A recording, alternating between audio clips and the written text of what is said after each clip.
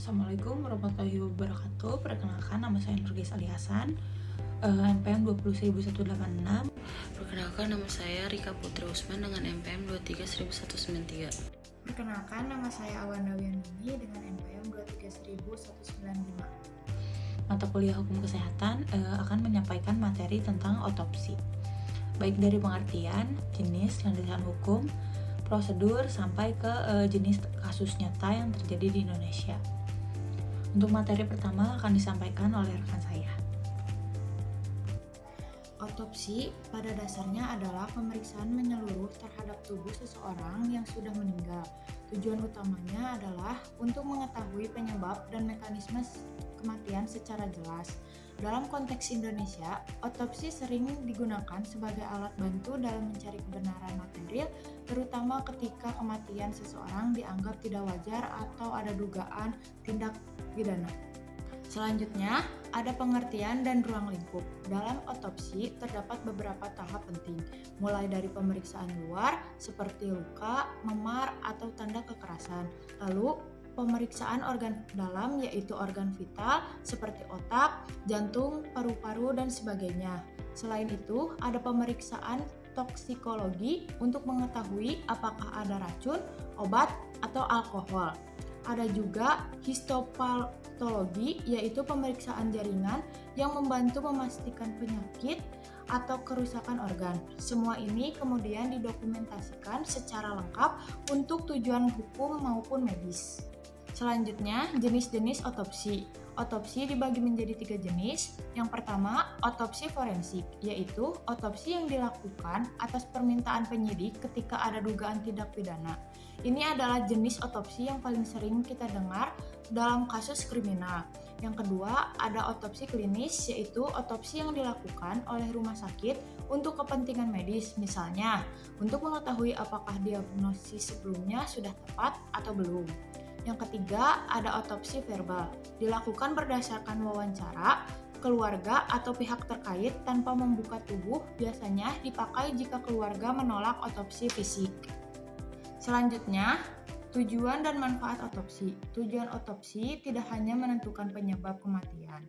Otopsi juga membantu proses hukum, menjadi bahan evaluasi bagi dokter, membantu pendidikan dan penelitian kedokteran, serta memberikan manfaat bagi masyarakat luas. Sebagai contoh, dalam kasus wabah, otopsi bisa membantu mengetahui penyebab kematian sehingga penanganan bisa lebih cepat dan tepat.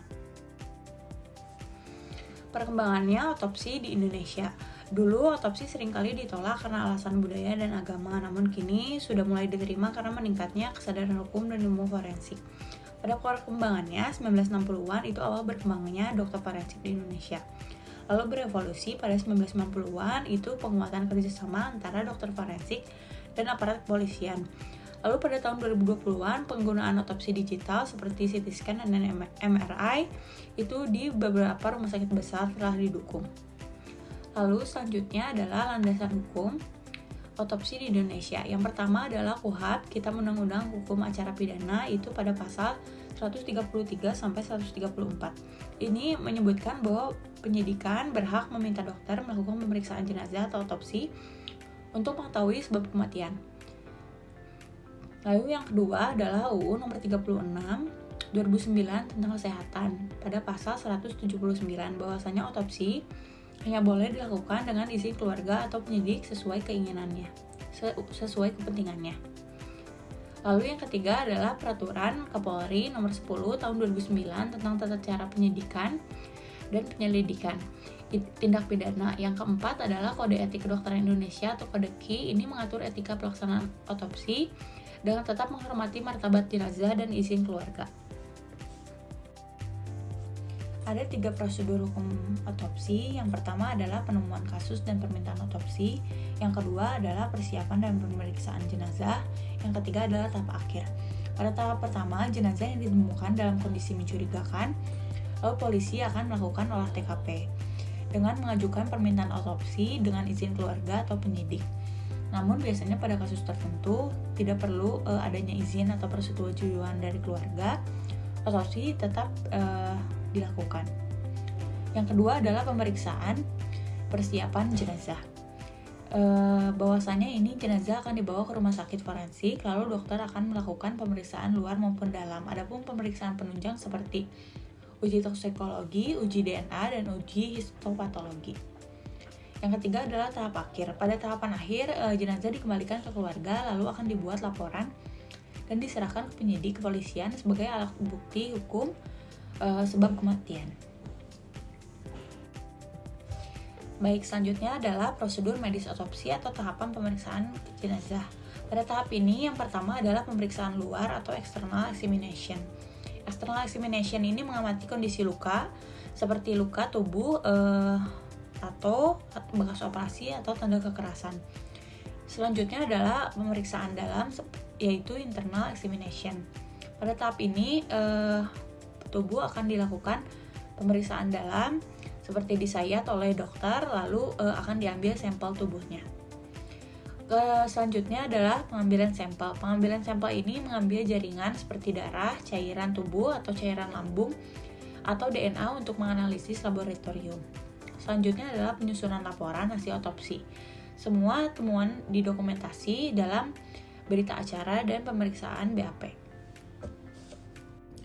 Jadi di sini ada otopsi di negara lain. Jika dibandingkan dengan negara lain, otopsi di Indonesia masih relatif rendah, seperti di Amerika dan Eropa. Otopsi merupakan bagian standar dalam setiap kasus kematian yang tidak wajar. Di Jepang dan Korea, tingkat otopsi lebih rendah karena budaya menghormati tubuh jenazah. Sementara di Australia, pemerintah memiliki sistem koroner yang memastikan otopsi dilakukan untuk kepentingan transparansi publik. Terus yang di sini ada contoh kasus Brigadir J. Salah satu contoh nyata pentingnya otopsi di Indonesia adalah kasus Brigadir J pada tahun 2022. Awalnya dilaporkan terjadi baku tembak, namun hasil otopsi menunjukkan adanya luka tembak dan memar yang tidak sesuai dengan keterangan awal. Perbedaan temuan ini yang mendorong penyelidikan ulang dan akhirnya mengungkap keterlibatan beberapa anggota kepolisian. Peran otopsi dalam kasus Brigadir J.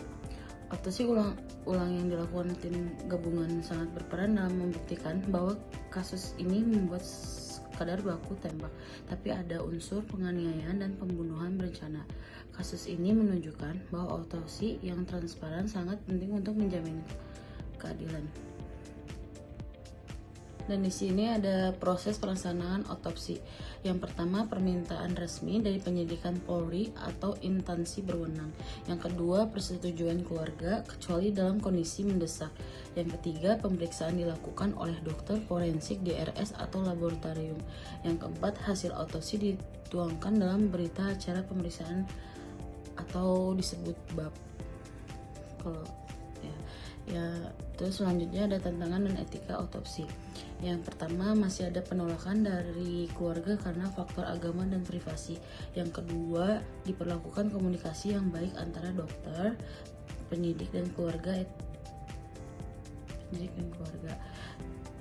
Jadi etika utamanya menghormati jenazah, menjaga kerahasiaan media, dan yang terakhir mematikan manfaat sosial dan hukum. Jadi kesimpulannya dari seluruh pembahasan ini menyimpulkan bahwa otopsi adalah prosedur penting yang berfungsi bukan hanya dalam dunia medis tetapi juga dalam proses penegakan hukum. Perkembangannya di Indonesia terus meningkat, terutama dengan adanya teknologi modern. Agar pelaksanaan berjalan efektif diperlukan kerjasama antara dokter, penyidik, dan juga pemahaman dari masyarakat. Baik, mungkin sekian materi otopsi yang dapat disampaikan oleh kelompok 4. Tugas ini dibuat untuk memenuhi penilaian mata kuliah hukum kesehatan yang diampu oleh Bapak dosen Gandhi. Mohon maaf jika ada kekurangan. Wassalamualaikum warahmatullahi wabarakatuh.